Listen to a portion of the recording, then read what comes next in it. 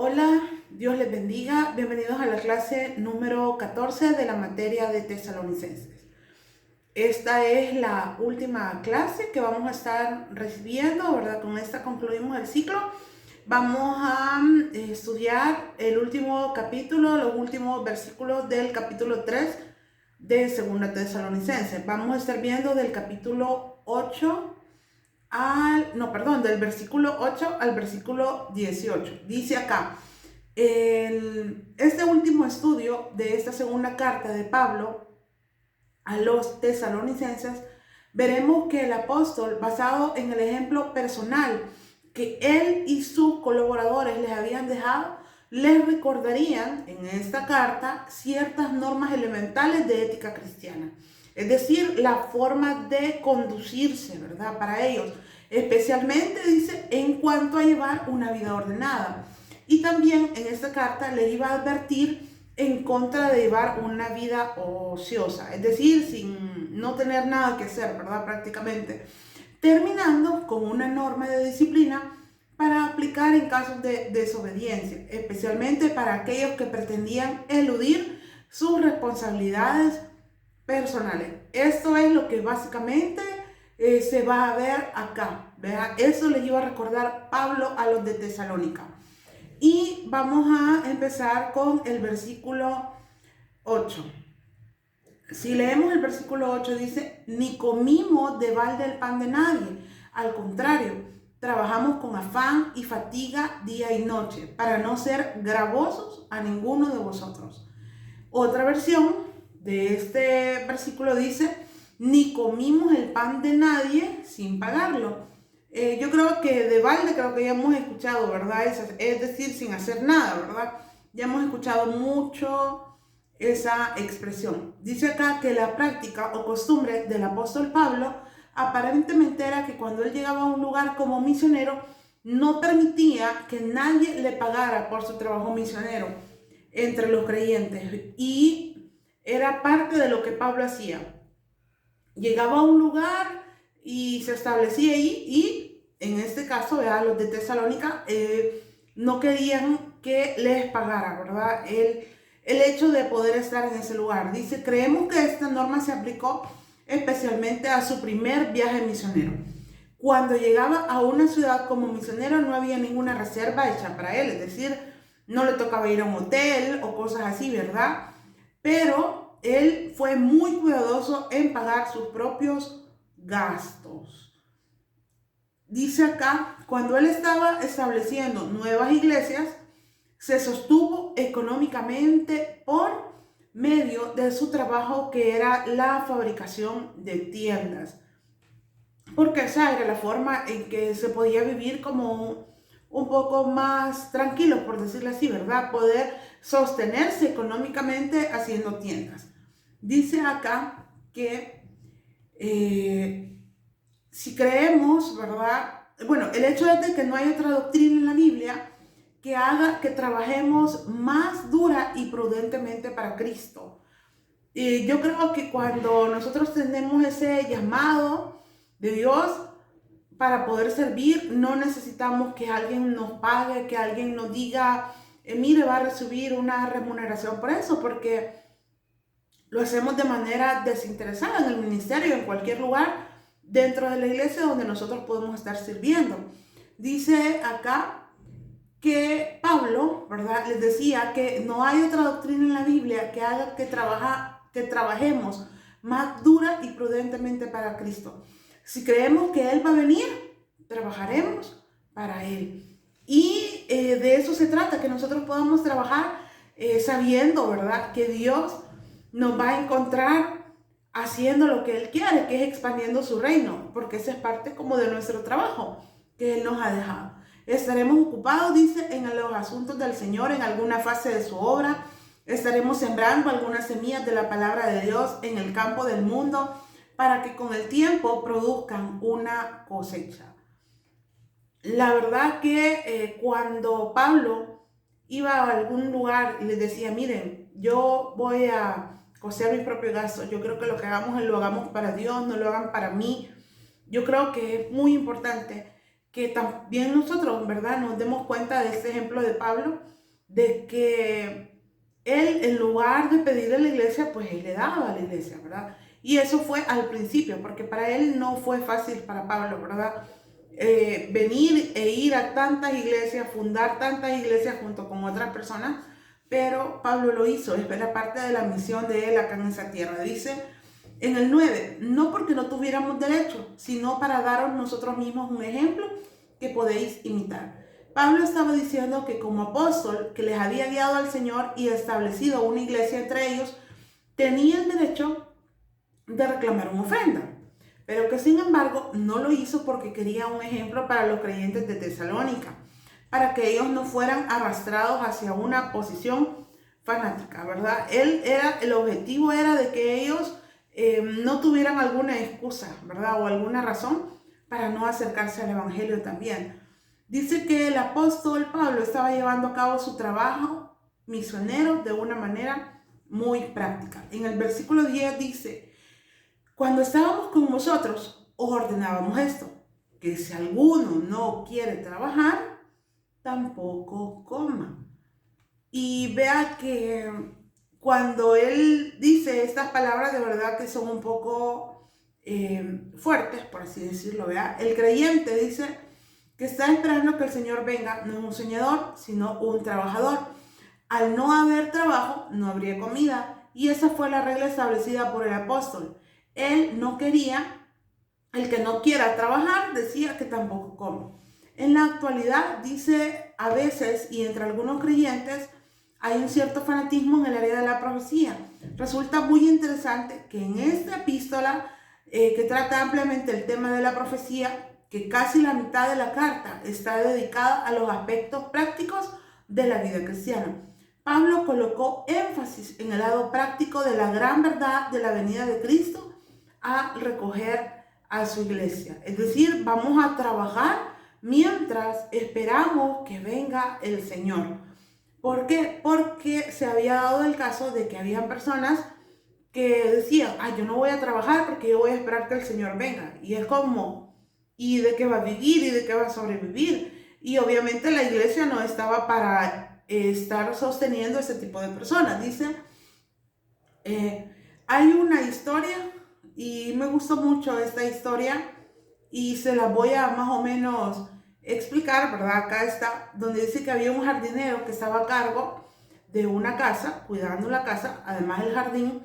La persona se iba de viaje y no tenía como, digamos, una fecha exacta para regresar. No le decía al jardinero: mira, voy a venir tal fecha, sino que simplemente se iba y ya. Pero el jardinero mantenía súper hermosos los jardines del lugar. Entonces, cuando alguien lo visitó, le pregunta: ¿por qué mantiene usted el jardín de una forma tan impecable? Y el jardinero respondió: bueno, estoy esperando que el Señor regrese. Pero el visitante, preguntándole, le dije: ¿va a venir la próxima semana? El jardinero entonces respondió: yo no sé cuándo va a regresar, pero bien pudiera llegar hoy. El jardinero entonces respondió: yo no sé cuándo va a regresar. Él sabía que no había como una fecha, no había algo establecido, pero no quería decir por eso que él iba a descuidar su trabajo. Dice aquí, él no estaba apoyado en la verja del castillo con la mirada puesta en el camino para ver si el propietario regresaba o no, sino que se encontraba en el jardín, podando, cortando el césped, regando las flores, plantando otras nuevas. Se mantenía ocupado. Cuando el propietario llegara, seguramente le sorprendería trabajando. Y esto ilustra muchísimo bien lo que el apóstol Pablo quería decir cuando afirmó que los creyentes deberíamos estar implicados, comprometidos en la obra del Señor a la vista del hecho de que Él va a regresar. Y fíjense que hay una alabanza, una canción, ¿verdad?, que yo escucho que dice: lo único que quiero es que me encuentres haciendo así, haciendo el bien, predicando. Y quizás es algo que hemos descuidado muchísimo, porque decimos: bueno, sí, va a venir el Señor, pero lo vemos como muy lejano, o como algo que que viene ya de años, y yo creo que con todos los acontecimientos que se están dando alrededor del mundo, la venida del Señor puede estar muy cerca, pero puede ser hoy, mañana, dentro de 5 o 10 años, no sé, ¿verdad? Solo Dios lo sabe, pero para mientras que Dios nos encuentre haciendo lo que Él quiere, ¿verdad? Sirviendo lo que Él nos ha dejado, ir por todo el mundo, bautizar, predicar y todo eso. Entonces creo yo que es importante que este ejemplo ilustra mucho lo que Pablo les quería decir. O sea, si ustedes no están dispuestos a trabajar, pues, ¿y cómo van a sobrevivir?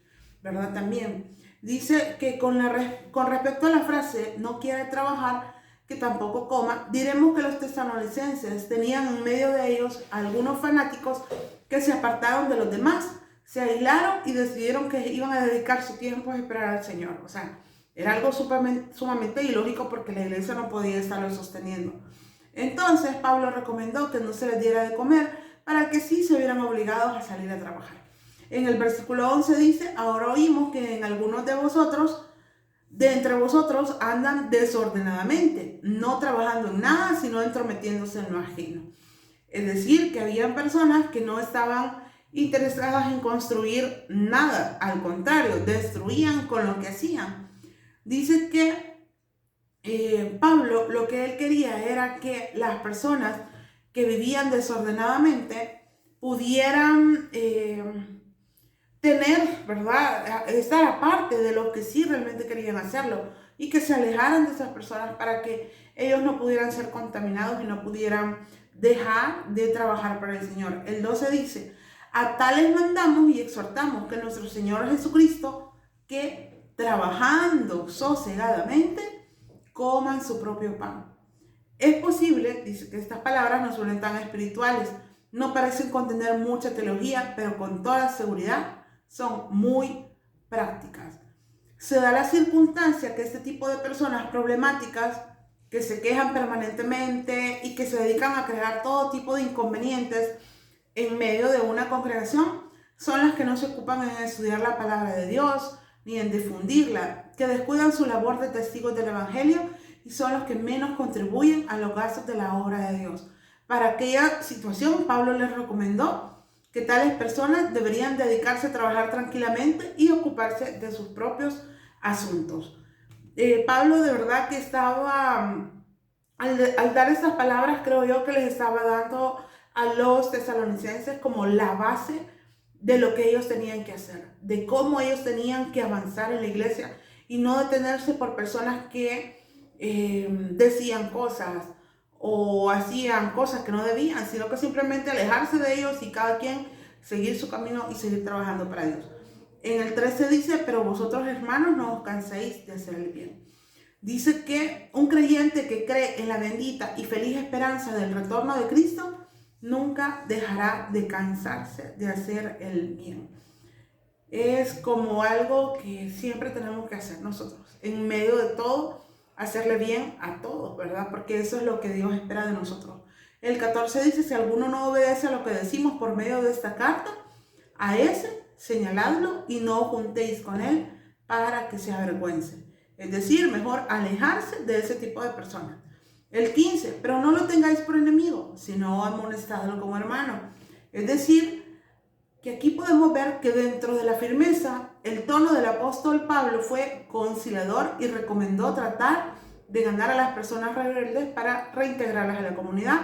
Y todo ello en vista del objetivo final. ¿Cuál era el objetivo final? Que tenía que haber en la iglesia paz. Ese era el objetivo final. Y para eso, pues tampoco se trataba de venir y luchar contra esas personas, sino que ayudarles a que pudieran entender para qué estamos acá. Y el versículo 16 dice, y el mismo Señor de paz os dé siempre paz en toda manera. El Señor sea con todos vosotros. Además, tenemos otro detalle que destacar en el 17 que dice, la salutación es de mi propia mano, decía Pablo, que es el signo en toda carta mía, así escribo. Vea que para Pablo era sumamente importante que se dieran cuenta que ellos estaban recibiendo algo que venía directamente de él, que no era algo que le dijo a alguien que dijera y que dijera, no, eran palabras de Pablo para la iglesia de Tesalónica. Y el último versículo dice, y la gracia de nuestro Señor Jesucristo sea con todos vosotros. Amén. Finaliza con una bendición que es la conclusión a una hermosa obra que nos enseña que el conocimiento de la profecía, antes que guiar al fanatismo o a la pereza, trae paz al corazón. De eso se trata, esperar en el Señor, trabajar para el Señor, hacer lo que Dios quiere que nosotros hagamos. Nuestra oración dice, debe ser tomada en cuenta las palabras de Pablo en 2 de Tesalonicenses 3:5. Y el Señor encamine vuestros corazones al amor de Dios y a la paciencia de Cristo. Gracias por llegar acá a la última clase de esta materia. Vamos a recibir las indicaciones para la evaluación el fin de semana. Que Dios les bendiga. Nos vemos en el siguiente ciclo.